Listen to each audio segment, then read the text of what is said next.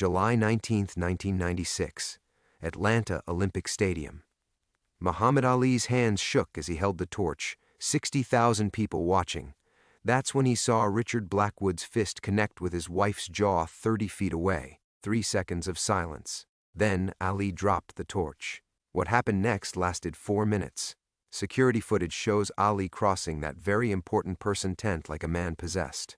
Blackwood's bodyguards drew weapons. Sarah Blackwood screamed something that made Ali stop cold.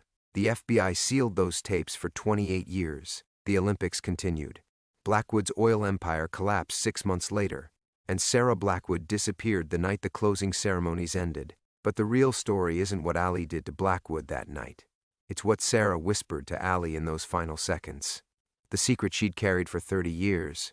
The truth about who really fixed his first fight. Before we jump back in, tell us where you're tuning in from, and if this story touches you, make sure you're subscribed because tomorrow I've saved something extra special for you. The torch hit the stadium floor with a metallic clang that echoed through the sudden hush of 60,000 spectators. Muhammad Ali's medication wasn't working, hadn't been for the past 2 hours, but the tremors coursing through his body now had nothing to do with Parkinson's. 30 feet away, in the billionaire's very important person section, Richard Blackwood was adjusting his cufflinks like he'd just swatted a fly instead of backhanding his wife across the face. Sarah Blackwood pressed a trembling hand to her bleeding lip, her eyes darting between her husband and the fallen torch that had captured every camera in the stadium. Ali's vision tunneled. The roar of the crowd faded to white noise. Suddenly he was 8 years old again, crouched behind the kitchen door in Louisville, watching his father's meaty fist connect with his mother's cheekbone.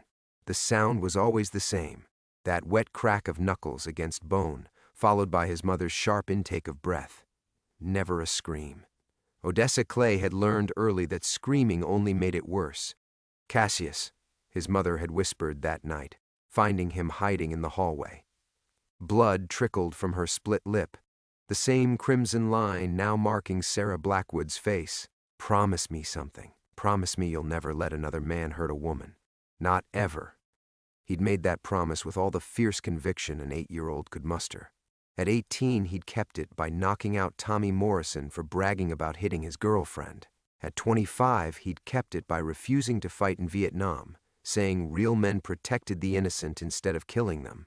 And now, at 54, with his body betraying him and his greatest fights behind him, Muhammad Ali discovered that some promises burned eternal. The stadium lighting suddenly felt harsh, unforgiving. Ali moved toward the very important person tent, his famous shuffle replaced by something predatory. Each step steadied his hands, quieted his tremors. His body remembered what his mind sometimes forgot, that he was still the man who'd faced down Sonny Liston, Joe Frazier, and George Foreman. Richard Blackwood noticed him coming. The oil executive's pale eyes narrowed, calculating. He'd built his empire by reading people, by knowing exactly how much pressure to apply and when. But nothing in his experience had prepared him for the cold fury radiating from the world's most famous fighter. Mr. Ali Blackwood's voice carried the smooth confidence of a man accustomed to buying his way out of problems. What an honor. Though I think you've dropped something.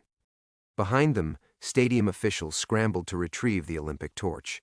Television directors barked orders into headsets, trying to decide whether to cut away from the brewing confrontation or milk it for drama. The ceremony was live to 2 billion viewers worldwide.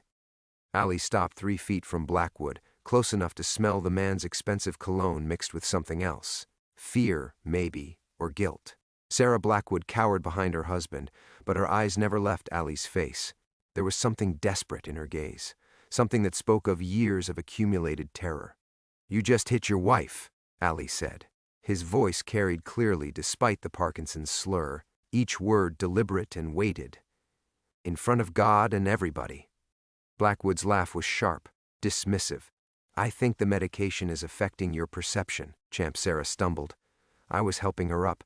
He glanced meaningfully at the security cameras, at the crowd of witnesses. "Weren't you, darling?" Sarah Blackwood's mouth opened, then closed.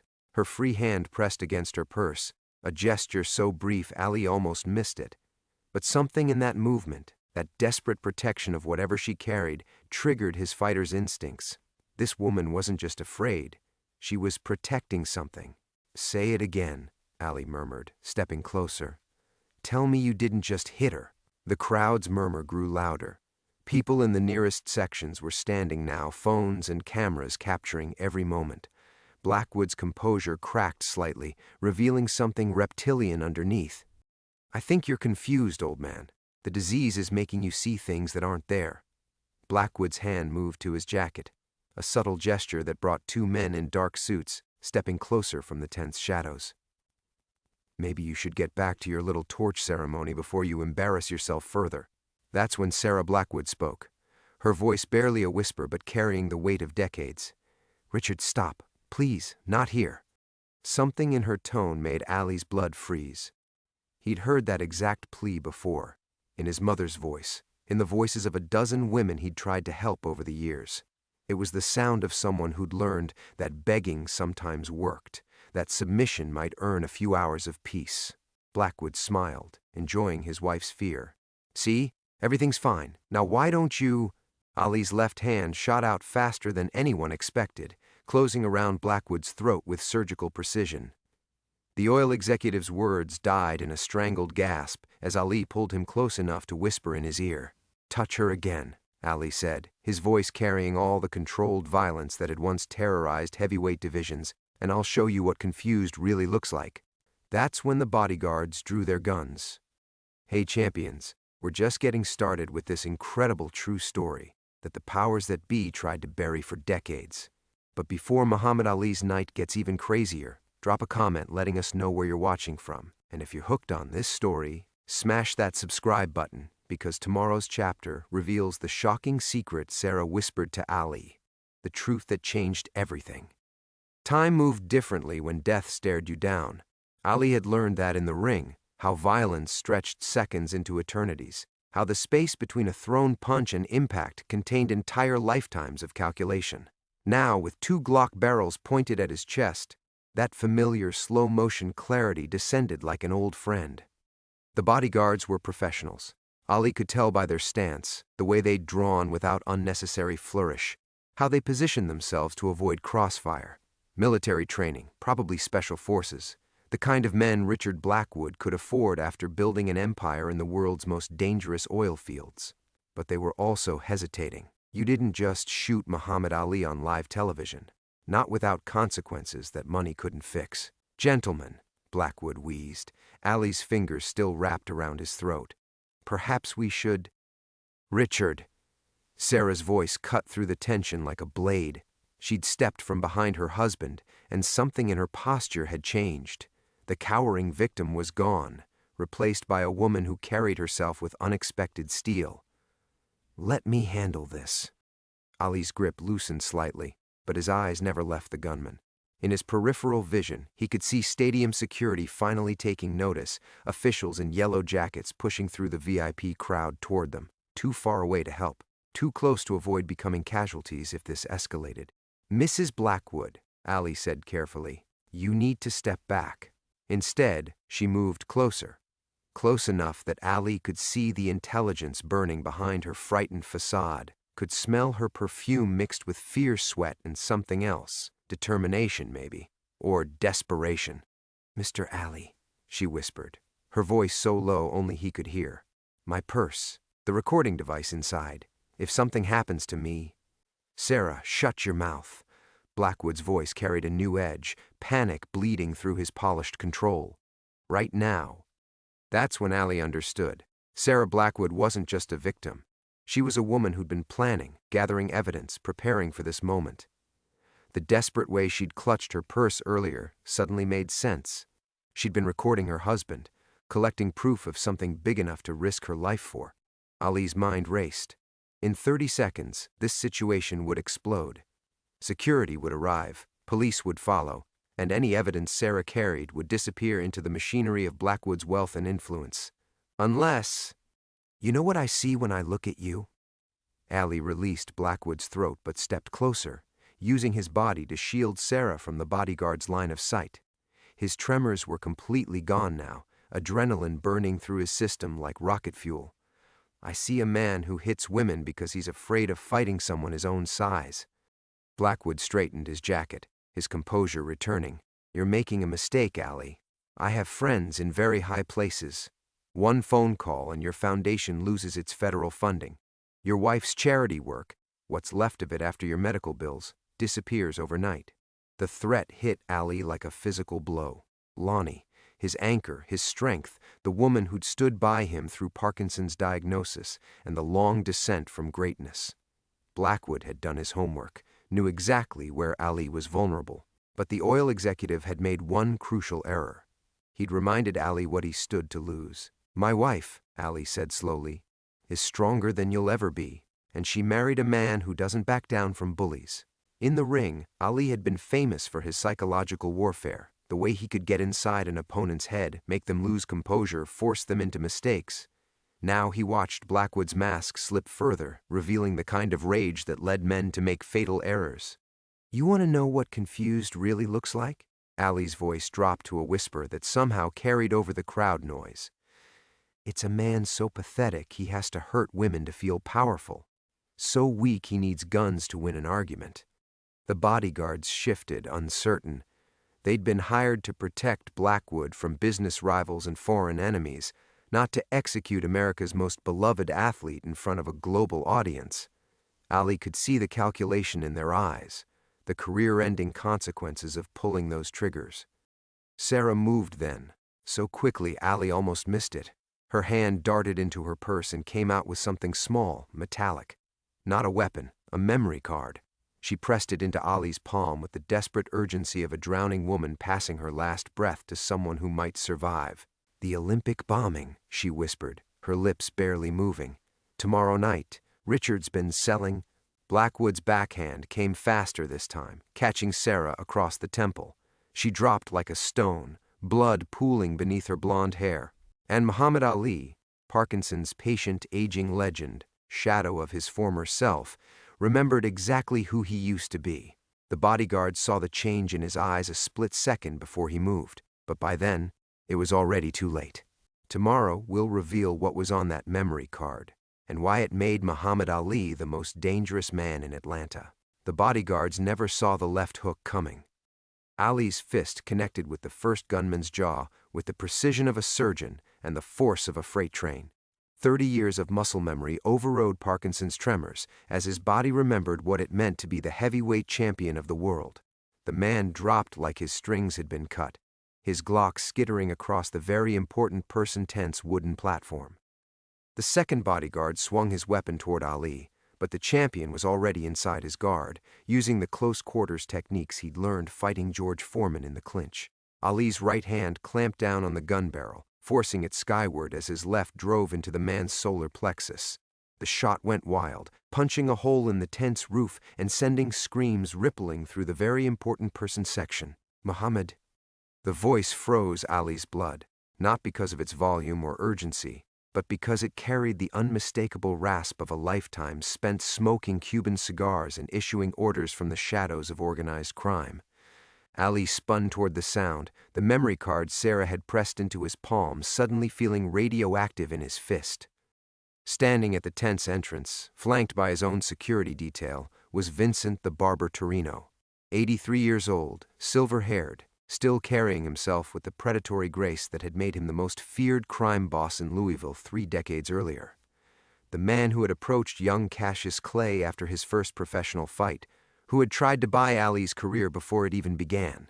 The man whose offer Ali had refused, earning himself a beating that left him hospitalized for a week and a threat that had haunted him for years. Nobody says no to the barber twice, kid. Remember that. Ali's world tilted. The memory card in his palm seemed to pulse with heat as recognition crashed over him like a cold wave. Sarah Blackwood wasn't just Richard's abused wife. She was Vincent Torino's daughter. Daddy! Sarah's voice was barely audible as she struggled to her knees, blood still streaming from where Blackwood had struck her.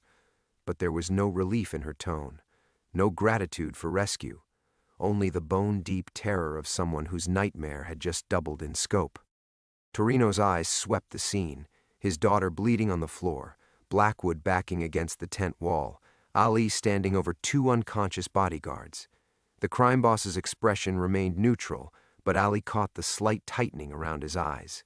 The barber was calculating, measuring threats and opportunities with the cold precision that had built his empire. "Mr. Ali." Torino's voice carried the same silky menace Ali remembered from that hospital room 30 years ago. "Still sticking your nose where it doesn't belong, I see." The stadium noise felt distant now, muffled by the weight of decades-old fear that Ali had thought he'd conquered. Every instinct screamed at him to run, to hand over the memory card and walk away. Torino's reach extended far beyond crime. He had judges in his pocket, senators on his payroll, federal agents who looked the other way in exchange for Swiss bank account numbers. But then Sarah made a sound, a small, broken whimper as she tried to stand, one hand pressed against her bleeding scalp. And Ali was 8 years old again, hiding behind that kitchen door, watching his father's fist connect with his mother's face. Vincent Ali kept his voice steady despite the Parkinson's tremor that was returning now, adrenaline fading.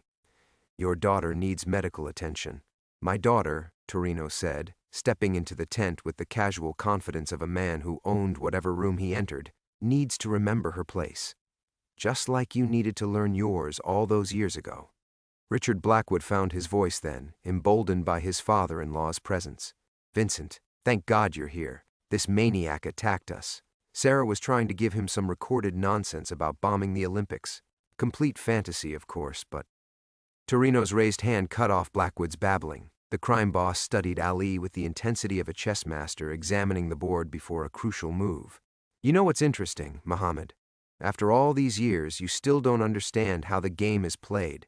That memory card in your hand, it doesn't contain evidence of terrorism." Ali's grip tightened involuntarily on the small device. "It contains 30 years of my business dealings with Richard. Oil money, terrorist funding, arms sales, everything Sarah's been recording to destroy her own family." Torino's smile was winter cold. "My beloved daughter wants to bring down both her husband and her father. Isn't that right, sweetheart?" Sarah's eyes met Ali's across the blood-stained platform. In them, he saw the truth that shattered his understanding of everything. This wasn't just about domestic violence or Olympic terrorism. This was about a daughter's decades-long plan for revenge against the two men who had destroyed her life. And Muhammad Ali, who had refused Vincent Torino once and paid the price, now held the key to either salvation or destruction. The past had finally caught up with all of them. The memory card felt like molten metal against Ali's palm. For a moment that stretched like taffy, the three of them, Ali, Sarah, and the two men who had shaped her nightmare, stood frozen in a tableau of violence and revelation. Stadium noise crashed over them in waves, cheers, confusion, the distant voice of Jim McKay trying to explain to television viewers why the Olympic ceremony had ground to a halt. Ali's mind reeled, trying to process the magnitude of what Sarah had just revealed through her silence and Torino's cold confession.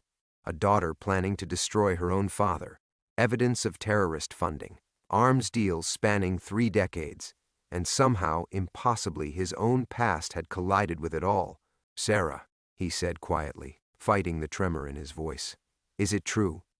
She looked up from where she knelt, blood still trickling from her temple. Her eyes held the exhausted weight of someone who'd been carrying secrets for decades. "I was 12 when I found the first tape recording. Daddy thought he was so careful, but he never suspected his little princess might be listening." "Shut your mouth!" Torino's voice cracked like a whip, but Sarah continued as if she hadn't heard. 23 years I've been collecting evidence. 23 years of watching him destroy people, sell weapons to anyone with enough money. And Richard," she looked at her husband with pure hatred, "Richard was supposed to be my way out. Instead, he became Daddy's perfect business partner." Ali tried to step toward her, but Torino's men shifted, hands moving toward concealed weapons. The crime boss himself remained perfectly still, but Ali could see the calculation behind his eyes. Torino was measuring distances, escape routes, the cost of cleanup. "You don't understand what you're holding," Blackwood said, his voice gaining strength as he rallied behind Torino's presence. "That's not evidence. That's my daughter-in-law's fantasy, a disturbed woman trying to destroy her family." But Ali had seen the look in Sarah's eyes when she'd whispered about the Olympic bombing. That wasn't fantasy. That was the desperate urgency of someone racing against time. "Tomorrow night, Ali said, his champion's instincts cutting through the confusion. What happens tomorrow night? Sarah's laugh was bitter, broken. Closing ceremonies. Daddy's been planning it for 2 years. Richard's oil connections in the Middle East, the weapons sales, the terrorist funding. It all leads to tomorrow, one spectacular finale to announce their new partnership. The weight of it hit Ali like a body shot from Joe Frazier. 100,000 people in the stadium. Millions watching worldwide. The kind of target that would reshape global politics overnight. You're insane, he whispered, but even as he said it, pieces were falling into place. The timing of Torino's presence. Blackwood's connections to Middle Eastern oil money. Sarah's desperate attempt to pass him evidence before it was too late. Insane? Torino finally moved, stepping closer with predatory grace. Mohammed, I'm hurt. After all these years, you still think so small.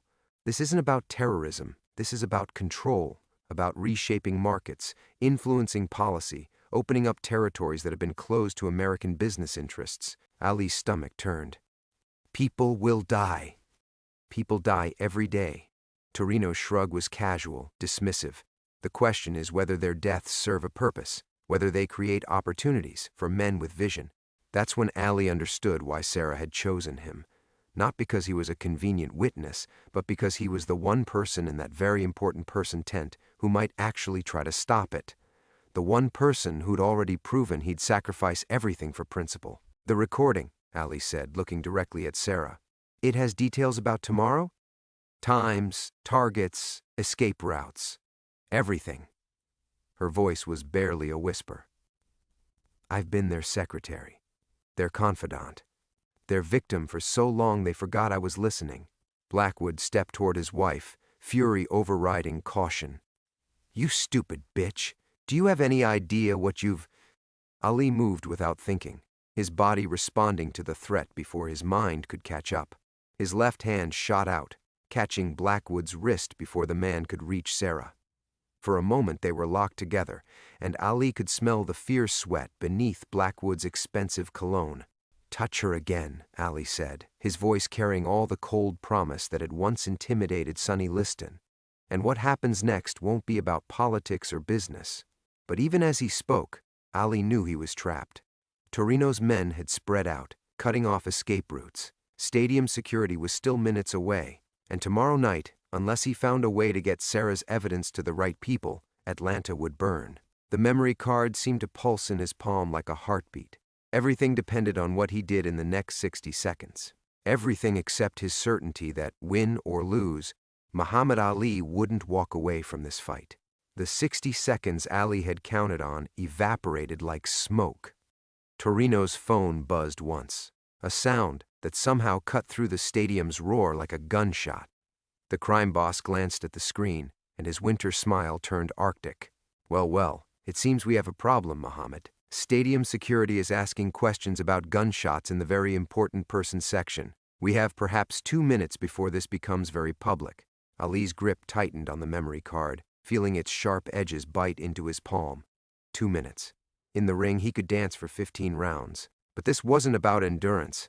This was about a choice that would define the rest of his life, however long that might be. You know what your mistake was 30 years ago? Torino continued, signaling his men to tighten their circle. You thought refusing my offer meant you were free. But nobody's ever free from their past, champion, especially not when that past involves family. The word hit Ali like a physical blow. What did you say? Oh, didn't Sarah mention? Torino's eyes glittered with malicious satisfaction. Why do you think she sought you out specifically? Why you, of all the celebrities in that very important person tent? Sarah's face had gone chalk white, her earlier defiance crumbling into something that looked like shame. Daddy, don't. Your brother-in-law Rahman, Torino said, savoring each word like expensive wine. Terrible gambling problem. Owes my organization, what would you say, Sarah? 700,000? 8? The ground shifted beneath Ali's feet. Rahman, his brother, his closest friend, the man who'd stood by him through every fight, every controversy, every triumph and defeat. The memory card suddenly felt insignificant compared to the weight of family betrayal. You're lying, Ali whispered. But even as he said it, he remembered Rahman's recent behavior. The nervous energy, the avoided phone calls, the way he'd insisted on handling Ali's finances personally. "Sarah has been feeding us information about your family for months," Torino continued. "Medical reports about your Parkinson's progression, details about Lonnie's charity work, your foundation's vulnerabilities, all to work off Daddy's debt to me." Sarah was sobbing now, her carefully constructed plan dissolving into the wreckage of exposed secrets. "I never wanted," he said. "If I didn't help, Rahman would disappear," Torino finished. "Just like that British journalist who got too curious about my oil investments last year. Just like the federal prosecutor in Miami who thought he could build a case against Richard's shipping company." Ali's mind reeled. The web was so much larger than he'd imagined. Not just terrorism, not just family revenge, but a decades-long operation that had infiltrated his own life. His brother was compromised, his wife might be in danger, and the memory card in his hand contained evidence that could save thousands of lives or destroy the people he loved most. "Here's what's going to happen," Torino said, stepping closer. "You're going to give me that recording. Sarah is going to return to being a dutiful daughter and wife, and you're going to light the Olympic flame tomorrow night like nothing happened. In exchange, Rahman's debt disappears, and your family stays safe. And if I refuse?" Torino's smile was the kind that had preceded 30 years of violence. "Then by tomorrow night you'll be mourning more than just your boxing career. Lonnie's charity work takes her to some very dangerous neighborhoods, doesn't it? Rahman drives alone late at night. Accidents happen, Mohammed, especially to people who make the wrong enemies." The tremor in Ali's left hand was getting worse, Parkinson's symptoms amplified by stress and adrenaline crash. He thought about Lonnie, probably watching the ceremony on television, worried about why the lighting ceremony had been delayed. He thought about Rahman, who'd sacrificed his own dreams to support Ali's career, now trapped in a nightmare of debt and threats. And he thought about his mother, dead 15 years now, who'd whispered to him in that hospital bed after Torino's men had beaten him. "Sometimes being a champion means more than just winning fights, baby. Sometimes it means choosing what you can live with." "The bombing," Ali said, his voice barely audible over the stadium noise. "How many people die?" Sarah looked up through her tears. "The plan targets the media section during closing ceremonies. They're calling it a terrorist attack, but it's really about destroying evidence. Financial records, investigative files, 3 reporters who've been getting too close to the truth. Not 100,000 casualties, maybe 50, 60 people. Still mass murder, but surgical, precise. The kind of operation that would eliminate threats while creating the chaos necessary for men like Torino and Blackwood to reshape entire markets in the aftermath." Ali closed his eyes, feeling the weight of impossible choices. Save his family and become complicit in murder. Expose the plot and watch everyone he loved pay the price for his conscience. When he opened them again, Vincent Torino was smiling like a man who'd already won. But Muhammad Ali had spent his career proving that the fight wasn't over until the final bell. The silence stretched between them like a held breath, broken only by the distant roar of confused spectators and the crackle of security radios drawing closer. Ali stared at Vincent Torino, feeling 30 years of carefully buried fear resurface, but underneath it, something else was stirring. A cold, calculating fury that had once made him the most dangerous man in any ring. "You know what your real mistake was, Vincent," Ali said quietly, his voice carrying that familiar pre-fight calm that had unnerved opponents from Liston to Foreman. "You never understood what made me champion." Torino's smile flickered, just barely. "Enlighten me.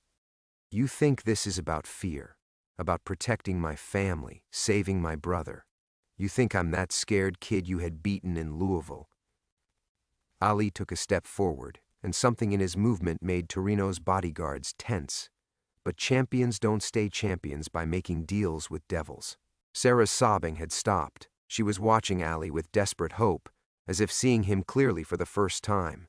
Blood still trickled from her scalp, but her eyes were sharp now, calculating. "Mohammed," Torino warned, "you're not thinking clearly. The Parkinson's, the stress."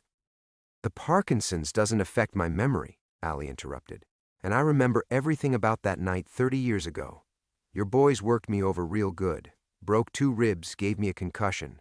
But you know what I remembered most clearly when I woke up in that hospital? Torino's confidence was wavering now, just a fraction.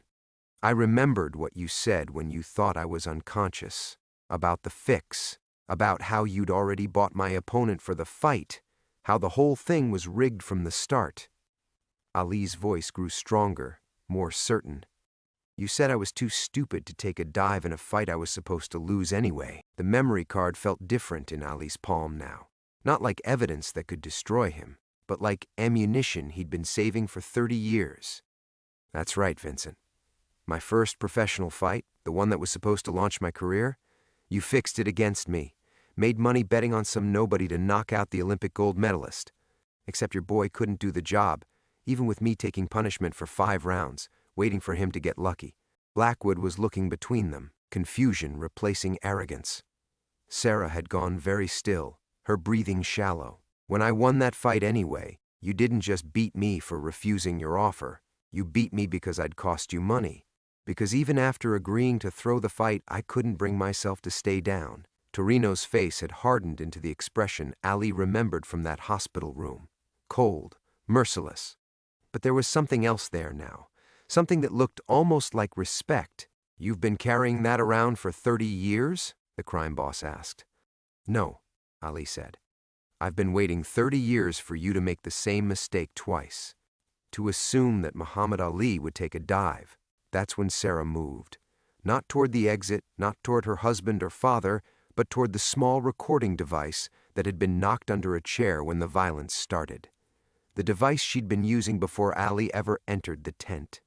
The memory card isn't the only evidence, she said, her voice stronger now. I've been recording this entire conversation, every threat, every confession, every detail about tomorrow night. Torino spun toward his daughter, and for the first time since entering the tent, the predator looked genuinely surprised. Sarah! 23 years, Daddy. 23 years of playing the dutiful daughter while you destroyed everything you touched. You want to know why I really chose Muhammad Ali? She was standing now, one hand pressed to her bleeding temple, the other holding the small recorder. Because I knew you'd never be able to resist gloating. Never be able to resist telling him exactly how clever you've been. The sound of security boots was getting closer, echoing off the concrete corridor outside. Torino's men were shifting nervously, hands hovering near weapons they couldn't draw with witnesses so close. You always said I was too emotional to understand business, Sarah continued. Too weak to do what needed to be done. But I learned from the best, didn't I? I learned that sometimes you have to take a beating to win the fight. Ali felt something shift in the tense atmosphere, like the moment in a boxing match when momentum changes hands. The recording device in Sarah's hand wasn't just evidence. It was a declaration of war. The beautiful thing about revenge, Sarah said, looking directly at her father, is that it tastes best when served by someone they never saw coming. Vincent Torino's face went through a series of calculations, and Ali realized that for the first time in probably 50 years, the barber had been outmaneuvered by someone he'd underestimated. The daughter he'd created had become the weapon that would destroy him. The silence that followed Sarah's declaration felt like the moment before lightning strikes, charged, inevitable, and deadly. Ali watched Vincent Torino's face cycle through emotions the crime boss probably hadn't felt in decades, genuine surprise, grudging respect, and finally, the cold calculation of a cornered predator. "You magnificent little bitch," Torino whispered, and there was something almost like pride in his voice.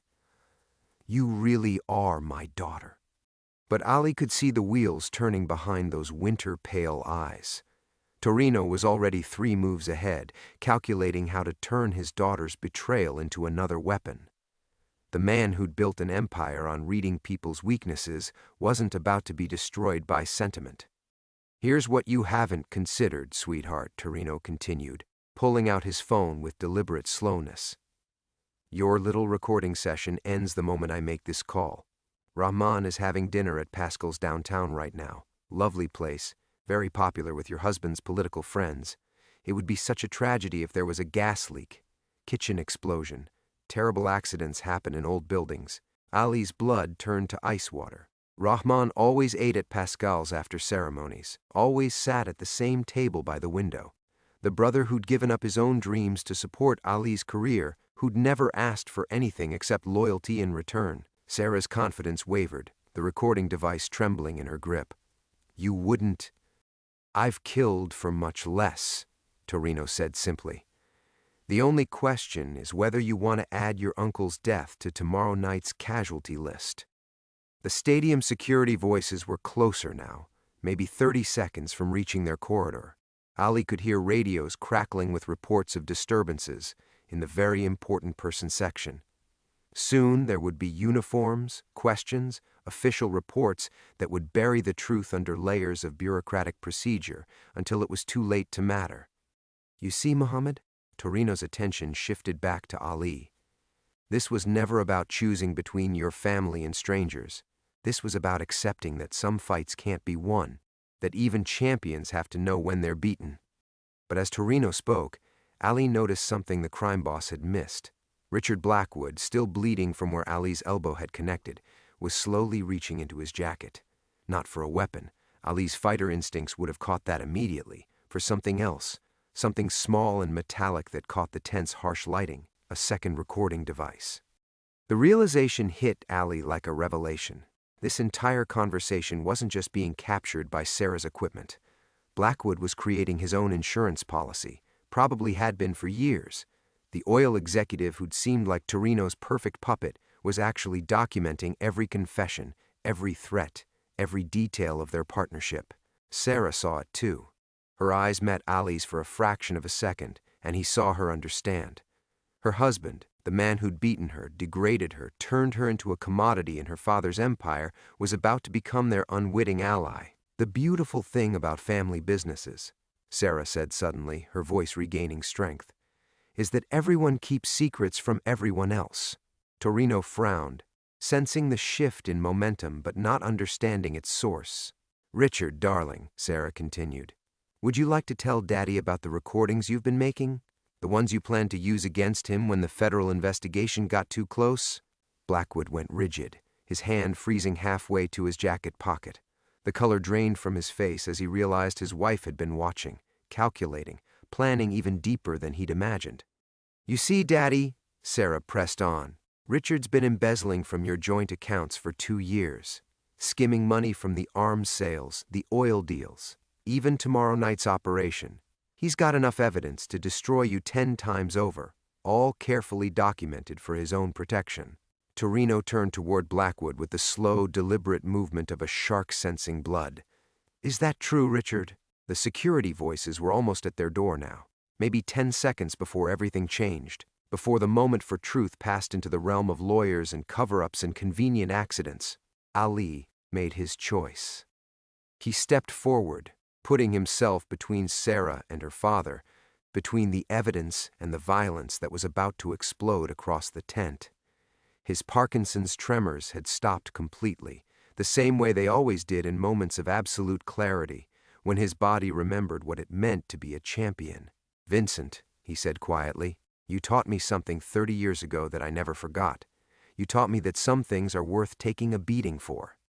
The crime boss looked at him with something that might have been regret. "Muhammad, don't make me finish what I started in Louisville." "You already finished it," Ali replied. "You just didn't realize you'd lost." The first security officer appeared in the tent entrance, radio crackling, just as Vincent Torino reached for his gun. Time fractured into razor-sharp fragments, each second containing lifetimes of consequence. Vincent Torino's gun cleared his jacket at the exact moment the security officer's radio squawked with static. The exact moment Sarah raised her recording device like a shield. The exact moment Richard Blackwood lunged for his own weapon with the desperate fury of a man watching his carefully constructed betrayals collapse. But Muhammad Ali was already moving. 30 years of Parkinson's tremors vanished as his body remembered what it meant to be the fastest heavyweight who ever lived. Not toward Torino's gun, not away from danger, but directly into the space between the crime boss and his daughter. The same protective instinct that had driven him to intervene in the first place, now crystallized into pure action. The gunshot was impossibly loud in the confined space, But Ali felt the bullet whisper past his shoulder as his momentum carried him into Torino's chest. They went down hard, the crime boss's expensive suit tearing against the tense metal framework, his weapons skittering across the concrete floor. "Federal agents!" The security officer's voice cut through the chaos, and suddenly the tent was flooded with bodies. Not stadium security, but FBI tactical team members who'd been tracking Torino's organization for months. "Nobody move." Sarah was still standing, recording device clutched against her chest like a talisman. Blood streaming down her face, but her eyes bright with something that looked like liberation. "I called them an hour ago," she said, her voice carrying clearly over the shouting. "Everything you said about Rahman, about the bombing, about tomorrow night. They heard all of it." Vincent Torino lay pinned beneath Ali's weight, breathing heavily but no longer struggling. When he spoke, his voice carried the resignation of a man who'd finally encountered an opponent he couldn't outmaneuver. "You clever girl. You brilliant, devastating girl." "I learned from the best," Sarah replied, and for the first time since Ali had met her, she sounded genuinely sad. "I just learned different lessons than you thought you were teaching." Richard Blackwood was face down on the ground, zip-tied and bleeding, his own recording device now evidence in federal custody.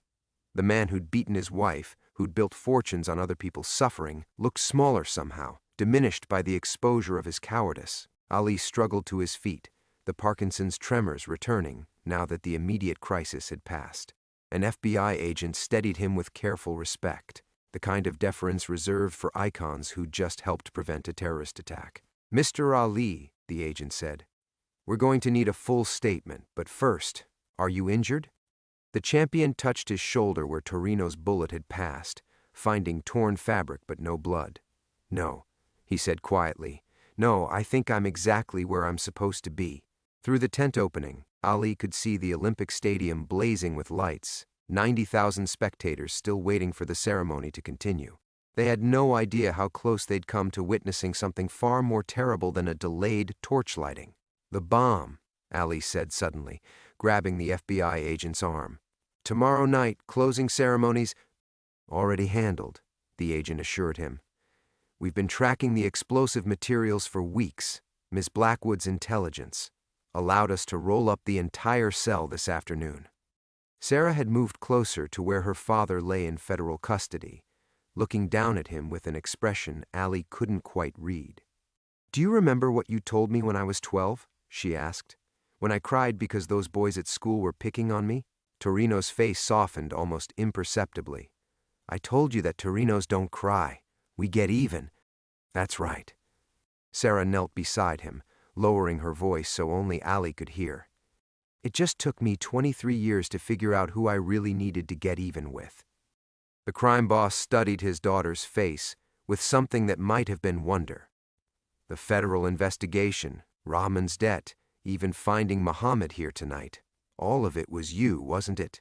You orchestrated this entire confrontation." Sarah nodded slowly.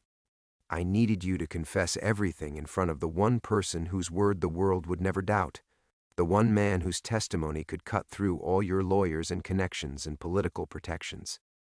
Ali felt the weight of that revelation settle over him. He hadn't stumbled into this situation by chance. He'd been carefully chosen, not as a victim, but as the ultimate witness. Sarah had known that her father's pride would demand one final moment of gloating, one last chance to prove his superiority over the champion who'd defied him 3 decades ago. As FBI agents processed the crime scene and paramedics treated Sarah's injuries, Ali found himself thinking about his mother's words from that hospital bed so many years ago. Sometimes being a champion meant more than winning fights. Sometimes it meant choosing what you could live with.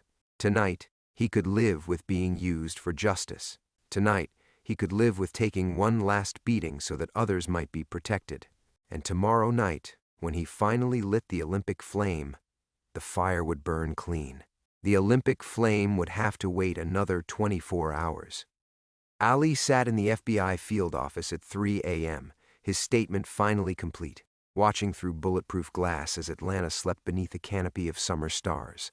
The tremors had returned full force now, his left hand shaking against the paper coffee cup, his medication schedule thoroughly disrupted by the night's events. but his mind was clear in a way it hadn't been for months. Agent Morrison, a quiet woman who'd treated him with careful dignity throughout the debriefing, slid a manila folder across the table. "The complete scope of what we prevented tonight," she said. "Thought you might want to understand what your intervention accomplished." The photographs were clinical, devastating, explosive devices that would have turned the closing ceremony into a massacre, shipping manifests for weapons bound for 3 different terrorist cells, financial records showing how Torino's empire had been feeding violence across 2 continents. Ali's hands trembled harder as he turned each page, not from Parkinson's now, but from the magnitude of what Sarah Blackwood had orchestrated to stop. "She spent 7 years building this case," Morrison continued. "Started the moment she realized her father was moving beyond traditional organized crime into something much darker. Every dinner party, every family gathering, every private conversation. She was collecting evidence. And her husband?" Richard Blackwood genuinely thought he was blackmailing Vincent Torino. Had no idea his wife was using him to document their entire operation. "The recordings he made for leverage became the foundation of our domestic terrorism case." Morrison paused. She played them both perfectly. Through the window, Ali could see the Olympic Stadium in the distance, still glowing with celebration lights. Tonight, technically, he would finally complete the ceremony that had been interrupted by violence. But the torch would carry different meaning now, lit by hands that had chosen protection over glory. A soft knock interrupted his thoughts. Sarah Blackwood stood in the doorway, her head bandaged but her eyes alert. She'd changed from her torn evening dress into simple FBI-issued clothes that made her look younger, more vulnerable. "They said you were still here," she said. "I wanted to apologize before they transfer me to the safe house." "Apologize for what?"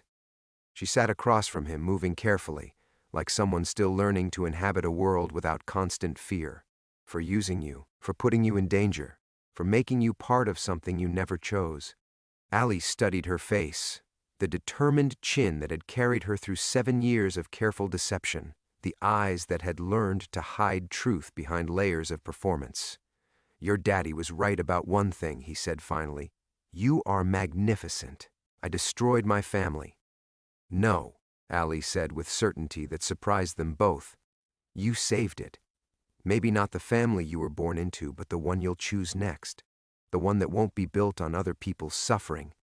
Sarah's composure finally cracked, tears cutting tracks through the exhaustion on her face. "I used to have nightmares about him," she whispered. "About becoming him, about waking up one day and realizing I was just another Torino, just another predator who justified everything in the name of family loyalty."